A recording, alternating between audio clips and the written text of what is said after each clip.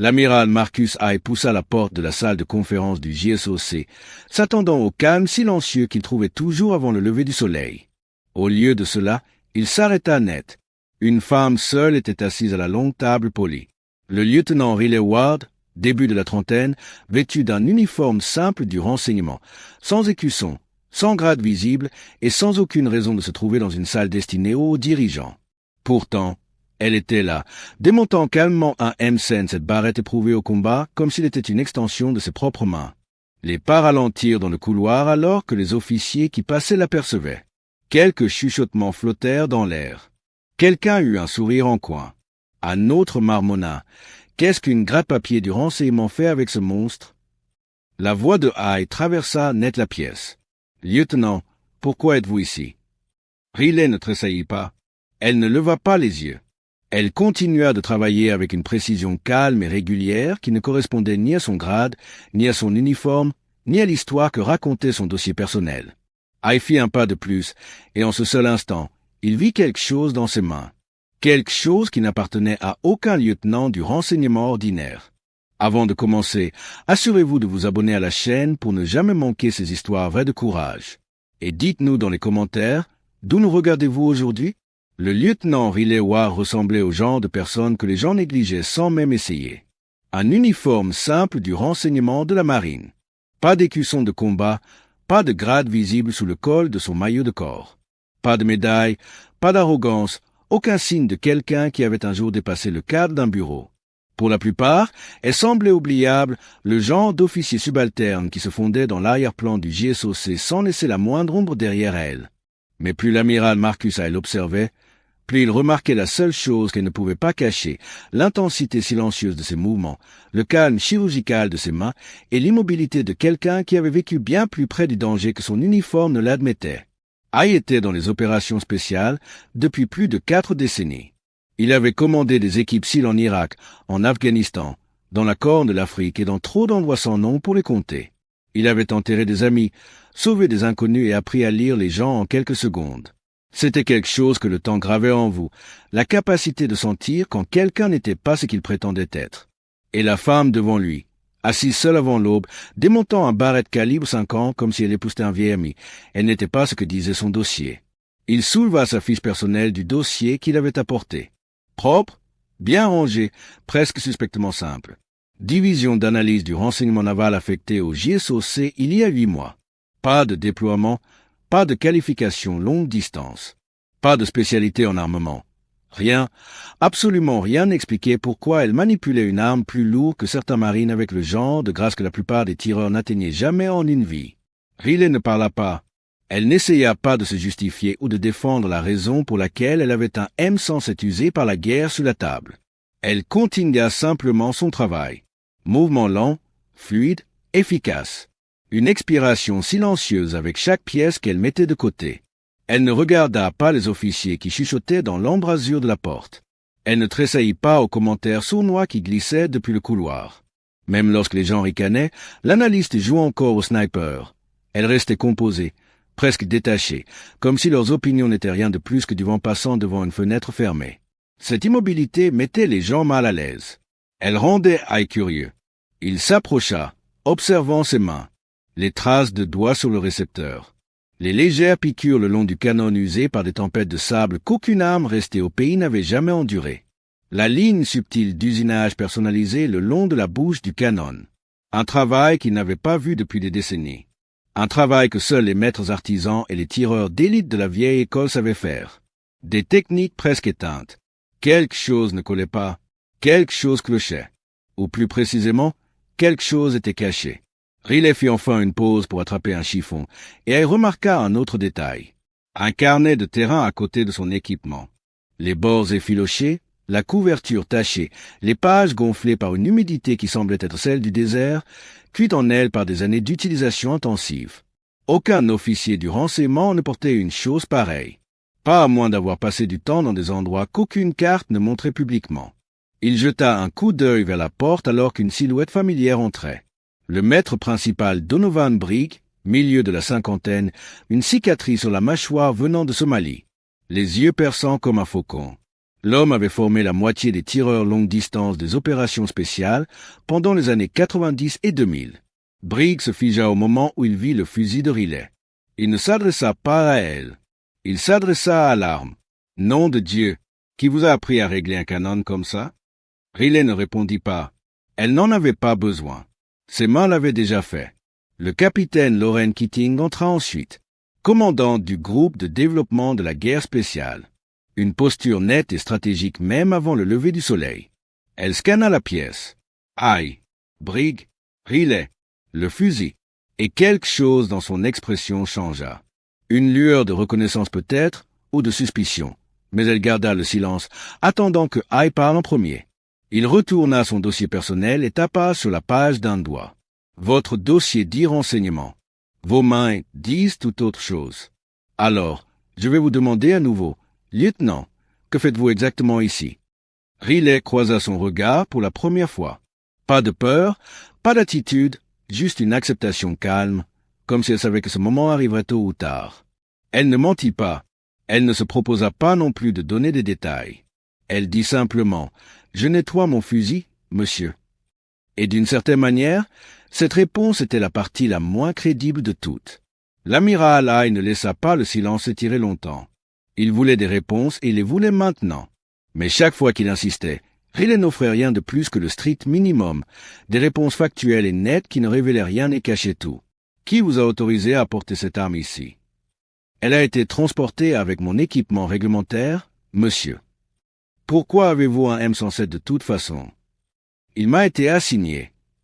Assigné par qui? Canaux opérationnels, monsieur. Pas un tremblement dans sa voix, pas une lueur d'hésitation, juste des réponses propres et précises qui ne lui donnaient absolument rien à travailler, et cela ne fit que resserrer le nœud dans l'estomac de Aïe. La nouvelle se répandit vite. Au moment où Riley sortit dans le couloir avec Aïe derrière elle, plusieurs officiers s'étaient déjà rassemblés en un demi-cercle lâche, la curiosité se mêlant à l'amusement. Le lieutenant Connor se tenait au centre, les bras croisés sur sa poitrine comme s'il regardait un numéro de cirque dont il connaissait déjà la fin. Et était un fier sniper SEAL, 9 ans de service, décoré, bruyant et douloureusement confiant en ses propres capacités. Il jeta un coup d'œil à l'étui à fusil de Riley et aboya un rire. Les gamins du renseignement ne reconstruisent pas des calibres 50, dit-il assez fort pour que tout le monde entende. Ce truc va la renverser. Des rires éclatèrent. Les téléphones sortirent. Quelqu'un marmonna. Ça va aller sur le chat de groupe ce soir. Quelques-uns essayèrent de l'enregistrer ouvertement. D'autres firent semblant de ne pas le faire, mais tout le monde savait qu'ils enverraient les clips avant le petit déjeuner. Riley ne dit pas un mot.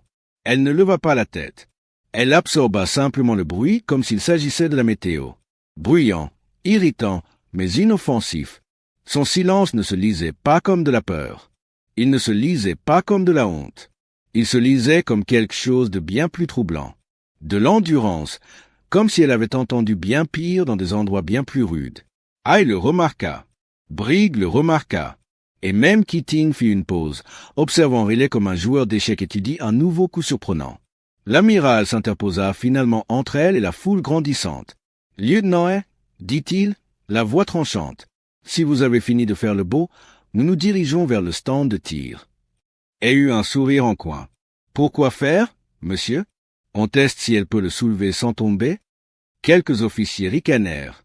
Aïe ne prit pas la peine de répondre. « Ward, avec moi. » C'était tout. Le groupe suivit. Certains marchaient par pure curiosité. D'autres venaient parce que la moquerie est divertissante quand on est convaincu que l'histoire se termine par une chute. Et certains, un très petit groupe, suivaient parce que quelque chose dans son calme les troublait, parce que les gens qui ne craignent rien ont leur raison. Le stand de tir longue distance du JSOC s'étendait avec des plaques d'acier à des distances mesurées. Le soleil du matin n'avait pas encore percé l'horizon, laissant la vallée dans un gris pâle. Un vent de travers roulait bas sur le sol, assez pour faire réfléchir la plupart des tireurs avant de pousser leurs armes. Riley ne regarda pas la foule qui se rassemblait derrière elle. Elle ne regarda même pas Aïe, qui se tenait les bras croisés et l'ego gonflé, attendant son embarras. Les conditions du stand sont imprévisibles, dit-il au groupe. 800 mètres pourraient être trop pour sa première fois. Quelques rires ondulèrent derrière lui. Aïe les ignora et croisa les bras. « Ward, quand vous êtes prête ?» Riley s'agenouilla extraya son M107 avec la même révérence que quelqu'un pourrait utiliser en déballant un drapeau, et s'installa sans mouvement inutile. Pas d'ajustement superflu, pas d'hésitation, juste une efficacité calme.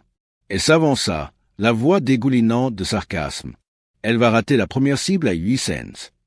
Riley ne répondit pas. Elle ne regarda même pas dans sa direction. Elle chargea une seule cartouche, ferma la culasse, se cala sur la crosse. Sa respiration ralentit. Son doigt reposa doucement, presque tendrement, le long du cadre, et puis elle tira. Un craquement profond et roulant frappa l'air. La poussière se souleva. La plaque d'acier à 800 mètres sonna comme une cloche d'église. Quelqu'un derrière et siffla bas. Riley ne réagit pas au bruit. Elle tendit simplement la main pour sa prochaine cartouche. Elle l'observait avec des yeux plissés. Elle n'était pas chanceuse. Elle ne devinait pas. Ses mouvements étaient trop propres, trop confiants, trop exercés. Elle tira à nouveau. 1300 mètres. Un autre impact parfait. Et changea de pied d'appui. Son sourire confiant vacilla. Elle a eu de la chance 2 fois, marmonna-t-il, mais sa voix manquait de conviction. Riley tira une 3e cartouche. 1800 mètres. L'acier sonna encore, en plein centre. Cette fois, les rires ne vinrent pas. Des chuchotements les remplacèrent. C'est quoi ce bordel? Aucun officier du renseignement ne tire comme ça. Qui l'a formée? Est-elle vraiment du renseignement? Riley ne regarda aucun d'eux. Elle ne sourit pas. Elle ne jubila pas.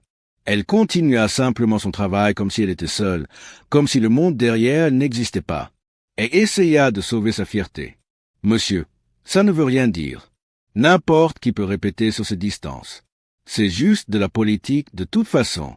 Probablement une pression liée au genre. » Briggs se tourna vers lui si brusquement que s'arrêta au milieu de sa phrase. « Vous pensez que le genre l'a aidé à placer ses tirs? Ou peut-être que vous n'aimez simplement pas voir quelqu'un de la moitié de votre taille gérer le recul mieux que vous. » Elle devint rouge. Keating ne dit rien, mais son expression avait changé. Elle n'avait plus l'air amusée. Elle avait l'air intriguée. Elle gardait ses yeux sur Riley. Plus elle tirait, plus il devenait soupçonneux. Non pas parce qu'elle était bonne, mais parce qu'elle était trop bonne. Ses corrections étaient minuscules, exactes, ajustées en fractions que seule une personne avec des années d'expérience au combat pouvait prédire. Elle ne tirait pas comme un officier du renseignement. Elle tirait comme quelqu'un qui avait un jour vécu avec un fusil pendant des mois d'affilée. Le silence s'installa sur le stand alors que la fumée se dissipait. Riley resta stable, respirant calmement comme si rien de tout cela n'avait d'importance. Mais pour tous ceux qui regardaient, cela en avait. Cela changeait tout. Et maintenant, la question planait lourdement dans l'air du matin, non dite, mais impossible à ignorer. Qu'auriez-vous fait à ce moment-là? Seriez-vous resté silencieux, ou auriez-vous demandé qui elle était vraiment? Riley remballa son fusil avec la même précision calme qu'elle avait montrée en tirant. Pas de théâtre, pas de fierté, aucun indice montrant qu'elle savait que la foule derrière la fixait comme s'il venait d'être témoin de quelque chose d'impossible. Elle bougeait avec cette même stabilité tranquille, le genre qui suggérait qu'elle portait bien plus d'histoire que son dossier personnel ne l'admettait. Briggs s'approcha un peu plus, observant la façon dont ses doigts s'enroulaient autour de la poignée du fusil alors qu'elle le soulevait. Le contrôle par pression inversée qu'elle utilisait était si subtil que la plupart des tireurs ne le reconnaîtraient pas, mais Briggs le fit. C'était une technique enseignée presque exclusivement aux tireurs d'élite éclaireurs des marines et aux spécialistes longue distance de la Devrue.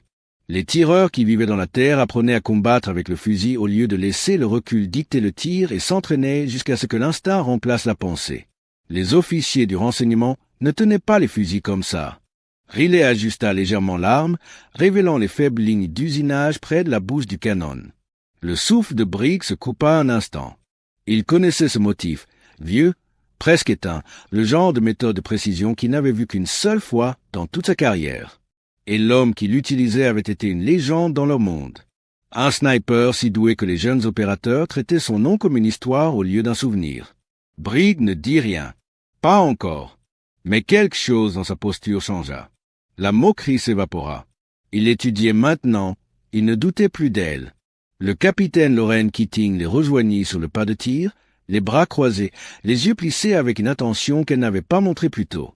Elle ne regardait pas le fusil de Riley. Elle fixait Riley elle-même, plus spécifiquement le nom imprimé sur le coin du carnet de terrain usé posé à côté de son équipement. Ward. Keating connaissait ce nom. Elle l'avait vu il y a des années dans un rapport après action de Fallujah, un nom lié à un sniper de reconnaissance des marines qui avait traîné des hommes blessés hors d'une rue où personne ne survivait. Un homme dont la mort avait frappé les opérations spéciales plus durement qu'il ne l'admettait. Elle ne verbalisa pas le lien. Pas encore. Elle s'approcha alors que Riley passait le fusil sur son épaule. Pendant une brève seconde, alors qu'elle ajustait la sangle, son col bougea, révélant une cicatrice fine et pâle traçant une diagonale sur le haut de sa poitrine. Ce n'était pas récent. Ce n'était pas accidentel. C'était le genre de marque que les snipers gagnaient en rampant sur des crêtes de schiste où la roche tranchait tout ce qu'elle touchait. Seules les personnes qui avaient rampé sur le ventre sous le feu portaient des cicatrices comme ça. Le travail de renseignement ne vous donnait pas ça. La suspicion de Haï s'approfondit. Il avait passé trop d'années autour de guerriers qui perfectionnaient leur art par la douleur et la nécessité. Riley bougeait comme l'un d'eux. Elle respirait comme l'un d'eux. Elle réagissait comme l'un d'eux, et elle portait cette cicatrice comme si elle l'avait gagnée bien avant que le JSOC ne l'enregistre dans un système. Elle tendit la main vers son carnet ensuite, et elle remarqua quelque chose qu'il n'avait pas vu avant.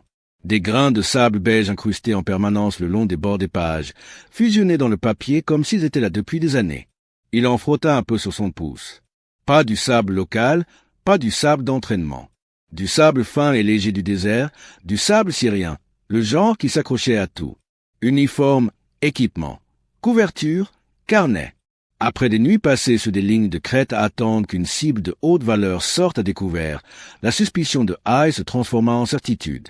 Briggs se plaça finalement à côté de lui et baissa la voix. « Monsieur, je connais ce travail sur la bouche du canon. Et ces lectures du vent. C'est de l'artisanat de la vieille école. Le genre qu'on a arrêté d'enseigner il y a des décennies. » Haï ne répondit pas. Briggs expira lentement. Celui qui l'a formé était l'un des nôtres.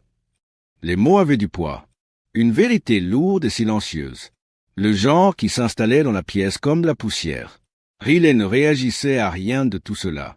Elle restait simplement là, fusil en main, visage illisible, mais la pièce autour d'elle avait changé. L'atmosphère semblait plus tendue.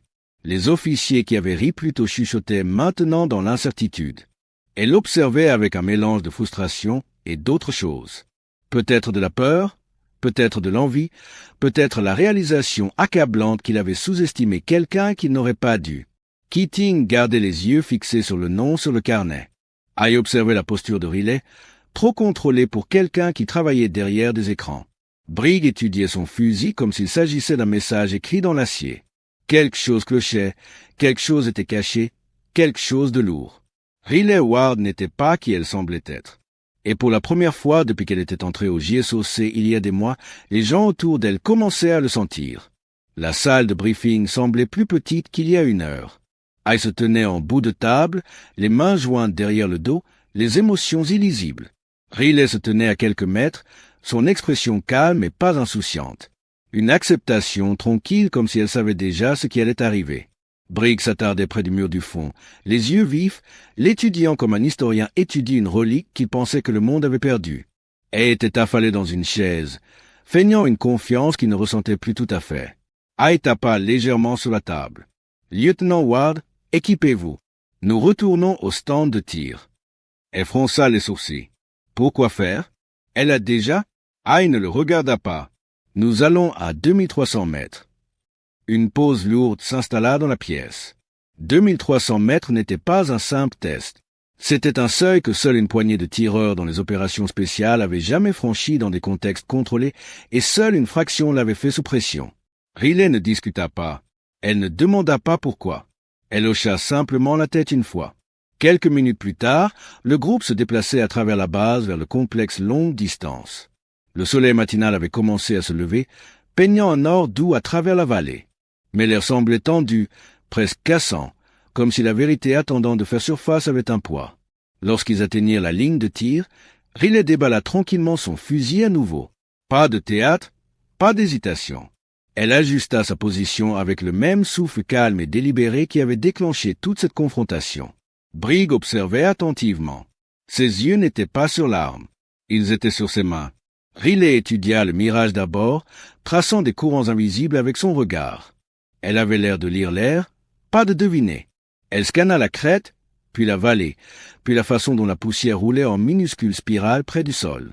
Elle ne jeta pas d'un coup d'œil au moniteur numérique devant de travers aux flux atmosphériques. Elle les ignora complètement. Elle le remarqua.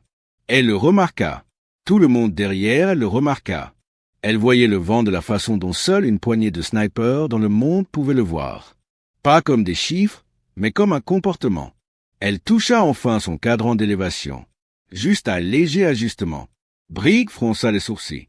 La correction contredisait la lecture numérique d'une bonne valeur quart. Puis elle ajusta à nouveau. Un demi-millième à droite, un autre cheveu vers le haut. Et ricana. Elle compense mal. Les instruments disent. Briggs leva une main sans le regarder. Le maître principal ne ricanait pas. Il fixait parce que les corrections qu'elle faisait n'étaient pas aléatoires. Ce n'était pas de la chance. Elles étaient familières, anciennes, presque éteintes. Une façon de lire les couches de vent enseignée seulement par un petit groupe d'opérateurs au début des opérations spéciales modernes, bien avant les applications balistiques et les ordinateurs avancés. Un artisanat transmis un tireur à la fois. Briggs chuchota, stupéfait. Je n'ai pas vu ces corrections depuis. Il ne finit pas la phrase. Riley cala sa joue contre la crosse, le souffle doux. Le stand tomba dans le silence. Et força un rire pour couvrir la tension montante dans sa poitrine. Elle aura de la chance si elle effleure la plaque à cette distance, mais sa voix se brisa sur le dernier mot. Riley expira lentement. Une longue inspiration. Son doigt se resserra. Le fusil tonna à travers la vallée. Le temps sembla s'étirer. La balle dériva vers le haut, disparut dans le chatoiement de la chaleur et commença son long arc vers le bas. 5 secondes. 6, 7. Briggs se pencha. 8, 9. Un tintement métallique résonna faiblement à travers la vallée. En plein centre.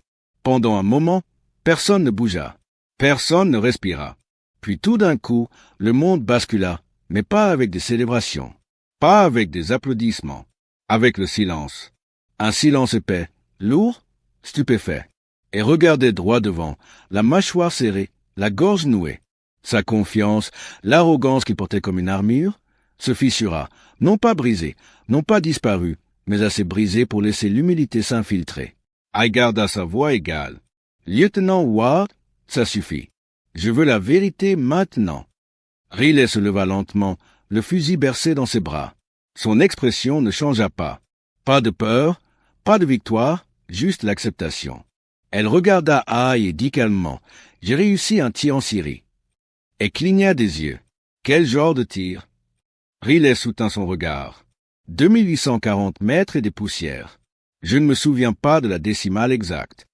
Chaque personne sur ce stand se figea. Elle sentit une étrange pression froide dans sa poitrine. Il connaissait ce nombre. Il se souvenait des disputes classifiées, des analystes insistant sur le fait que le tir était impossible, des comités qu'il appelait une anomalie statistique, des départements qu'il avait enterrés par peur que le reconnaître ne perturbe la doctrine, et maintenant le tireur se tenait juste devant lui. Riley continua doucement. La communauté du renseignement voulait appeler ça un coup de chance. Il ne voulait pas que ce soit enregistré. Briggs prit une lente inspiration, les souvenirs s'écrasant fort et vite. Un nom résonna dans son esprit. Un sniper de reconnaissance des marines qui avait un jour maîtrisé la toute même méthode de réglage de canon que Riley utilisait. Un homme aux côtés duquel Briggs avait servi. Un homme à qui il avait confié sa vie. Un homme nommé Ward. Il s'approcha, les yeux verrouillés sur le visage de Riley, la réalisation se déployant avec une clarté douloureuse. « Votre père ?» Sa voix se brisa presque. « Riley, votre père était Owen Ward. » Riley baissa les yeux. Elle ne parla pas. Elle n'en avait pas besoin. Briggs ferma ses propres yeux un instant. Quand il les rouvrit, le poids des vieilles batailles, des vieux amis et des vieux fantômes se lisait sur son expression. « Il vous a appris, » chuchota-t-il. Bien sûr qu'il a fait. Il laissa la vérité s'imprégner. Il comprenait enfin le calme silencieux, les mouvements de main, les instincts de lecture du vent, la cicatrice sous son col, le sable syrien dans son carnet. Ce n'était pas du talent. Ce n'était pas de la chance. C'était un héritage. Le respect commença à faire surface. Pas bruyamment, pas dramatiquement, mais par des changements subtils et indubitables. Et se tenait plus droit, l'expression conflictuelle. Les yeux de Keating s'adoucirent. Briggs plaça une main sur sa hanche comme pour s'ancrer, mais la tension ne s'estompa pas. Parce que maintenant tout le monde savait que quelque chose de plus grand, de plus lourd, De bien plus dangereux que la fierté ou la rivalité était assis au centre de cette pièce. Riley Ward n'était pas juste un officier du renseignement avec un talent étrange pour le tir longue distance. Elle était la fille d'une légende, et la question que personne ne prononça à voix haute planait lourdement dans l'air. Si c'était son tir presque impossible, de quoi d'autre était-elle capable? Elle s'approcha du fusil, presque effrayé par la réalisation qui se formait dans son esprit. Il connaissait ce travail sur le canon, chaque minuscule rainure, chaque correction impossible à enseigner gravée dans l'acier. Il ne l'avait vu qu'une seule fois dans toute sa carrière, il y a des années. Des décennies plus tôt, sur une crête à la grenade, quand un jeune sniper de la force Recon lui avait sauvé la vie en prenant un tir que personne ne croyait réalisable. Le sergent-chef artilleur Owen Ward, un frère d'armes, le fantôme d'une légende, un nom gravé dans la mémoire de chaque opérateur qui avait survécu aux pires parties de Fallujah. La voix de Haï, habituellement stable comme le fer, s'amincit avec quelque chose ressemblant presque à de l'incrédulité. Ce travail de précision, qui vous a montré comment faire ça? Riley ne répondit pas. Elle n'en avait pas besoin. Briggs s'avança, s'arrêtant juste à un pied d'elle, la fixant dans les yeux comme s'il cherchait un fantôme qu'il avait connu autrefois. Sa voix sortit basse, presque brisée. « Vous êtes la fille de Ward, n'est-ce pas ?» Riley ne cligna pas des yeux.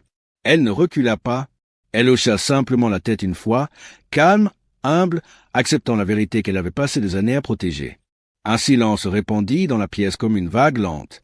Pas le silence du choc, pas le silence de la peur, mais le silence de la reconnaissance, le genre qui n'apparaît que lorsque le passé entre dans le présent, portant un nouveau nom.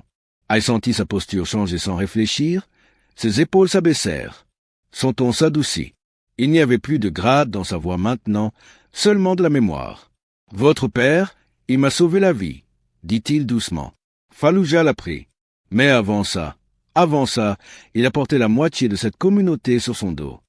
Riley baissa les yeux, non par honte, mais par respect. Le capitaine Keating se tenait plus droite, presque au garde-à-vous. Elle avait entendu des histoires sur Owen Ward, chuchotées dans les fosses d'entraînement, transmises dans les cercles de snipers, enseignées comme une écriture sainte à ceux qui croyaient en l'artisanat plus qu'en la technologie. Son expression passa de l'analyse à la révérence. Le maître principal Briggs avala difficilement. Il s'était battu aux côtés d'Owen Ward, avait saigné à ses côtés, enterré des morceaux de lui-même quand l'homme n'était jamais rentré.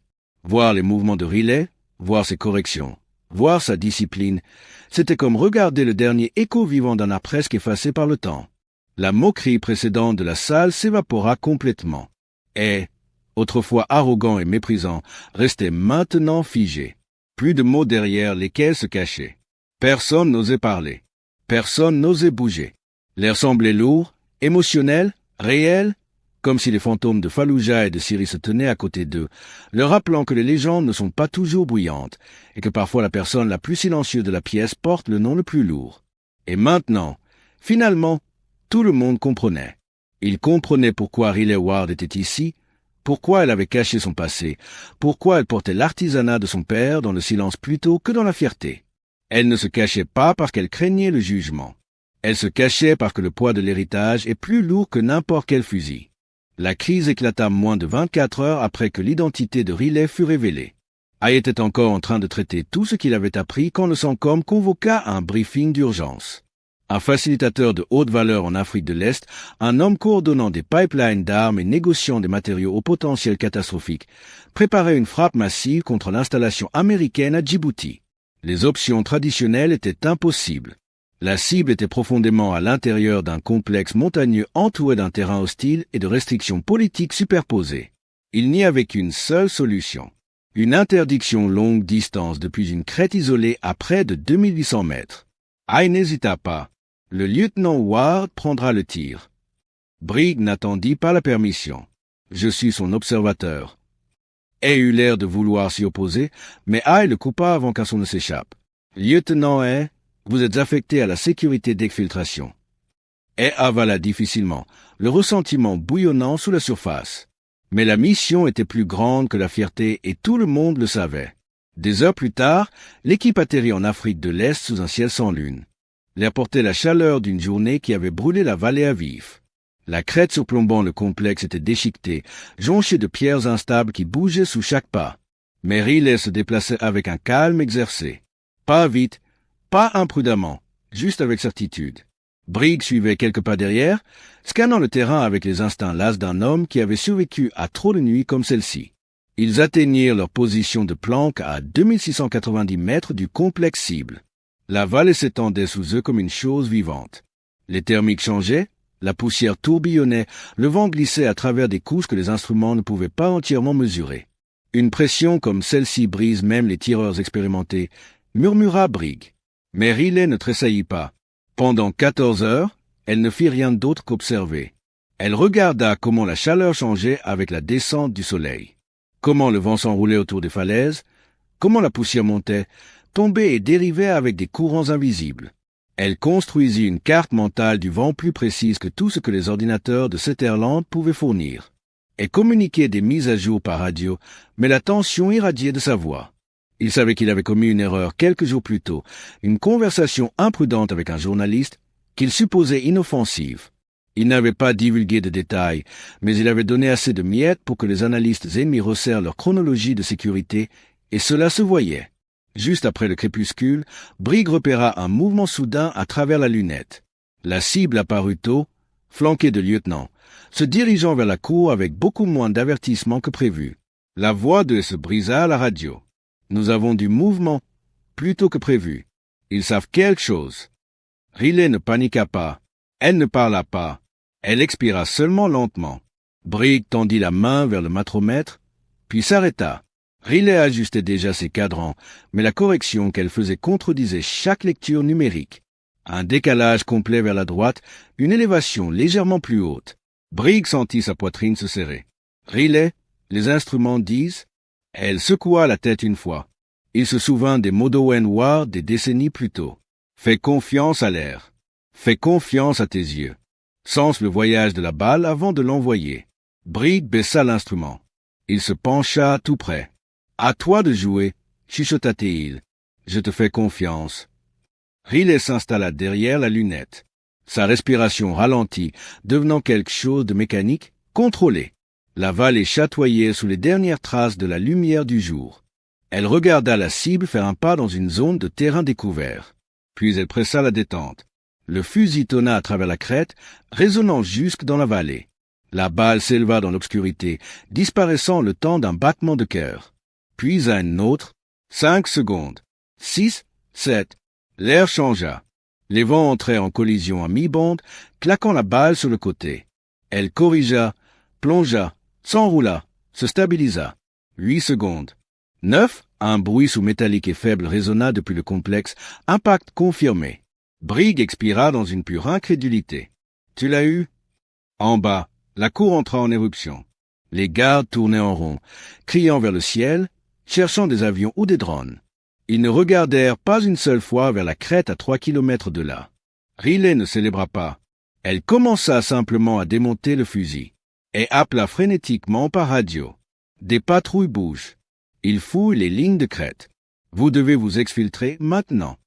Briggs et Riley se déplacèrent dans l'obscurité, près du sol, les ombres se fondant avec les rochers. 2 fois, ils se figèrent alors que des projecteurs balayaient dangereusement près.